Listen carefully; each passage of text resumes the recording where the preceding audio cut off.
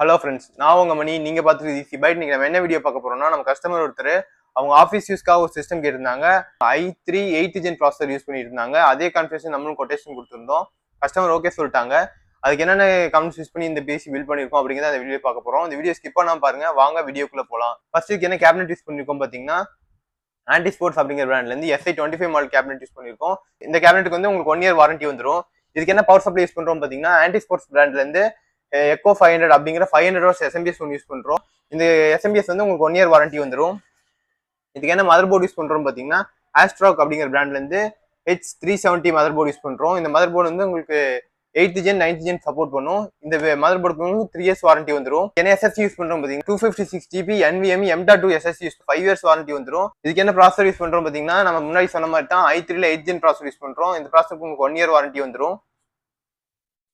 இதுக்கு என்ன RAM use பண்றோம் பாத்தீங்கன்னா, குரூசியல்ல இருந்து DDR4ல 8 GB 32W MHz யூஸ் பண்றோம். இது உங்களுக்கு 3 இயர்ஸ் வாரண்டி வந்துடும்.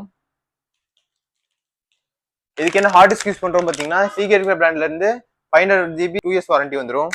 டெல்லுங்கிற பிராண்ட்ல இருந்து 22 இன்ச் ஸ்டாண்டர்ட் மானிட்டர் யூஸ் பண்றோம்.